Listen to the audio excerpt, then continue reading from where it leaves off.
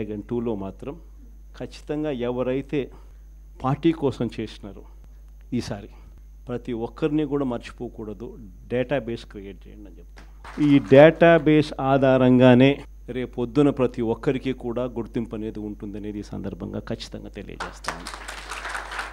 ఇక్కడే కాదు, రాష్ట్ర వ్యాప్తంగా కూడా రాబోయే రోజుల్లో నెక్స్ట్ 1 వీక్లో నెక్స్ట్ వీక్ బహుశా ఒక యాప్ కూడా తయారు చేస్తా ఉన్నాం. దాంట్లో కూడా మీ సీనియర్ లాయర్లు అందరూ కూడా దాంట్లో యాప్లో కూడా ఇన్వాల్వ్ అవుతున్నారు.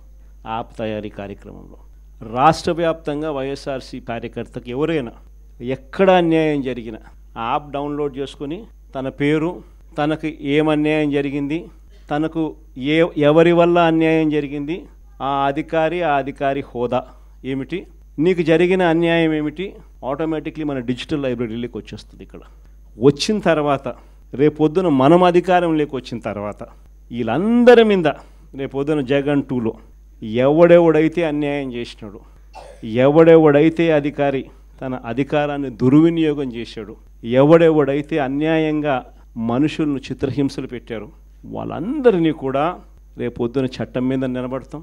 చట్టం తన పని తాను చేసుకొని పోతుంది. ఎందుకంటే ఈరోజు చూస్తూ ఉన్నాం ఇవన్నీ కూడా.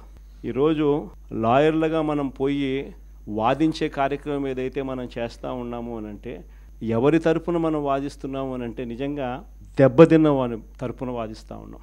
ఆ దెబ్బ అనేది ఎంత తీవ్రంగా కనిపిస్తూ ఉంది అని అంటే, దొంగ కేసులు పెడతా ఉన్నారు, అందులో నుంచి దొంగ సాక్ష్యాలు పుడతా ఉన్నాయి, దొంగ సాక్ష్యాల ఆధారంగా మనుషులను తీసుకొని పోయి జైల్లో పెడతా ఉన్నారు.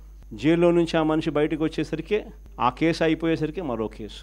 నిజంగా ఈ వ్యవస్థ లేకన్నది మార్పు అనేది రావాలా. అధికారం ఉంది కదా అని చెప్పి, యూనిఫామ్ ఉంది కదా అని చెప్పి దుర్వినియోగం పరచడం అన్నది ఎంతటి బాధ కలిగిస్తుంది అటువైపున వ్యక్తికి కూడా అన్నది ఇటువైపున వ్యక్తికి కూడా అర్థం కావాలి. అర్థం కావడానికి అందుకనే లాయర్లు చేయించిన ఈ యాప్ని మనందరి సమక్షంలోనే నెక్స్ట్ వీక్ అది కూడా లాంచ్ చేసే కార్యక్రమం కూడా చేస్తాం. రాష్ట్ర వ్యాప్తంగా ఈ కార్యక్రమాలన్నీ చేసే ప్రతి విషయంలో కూడా మరొక్కసారి మళ్ళీ చెప్తా ఉన్నా, మీ పాత్ర చాలా ముఖ్యం.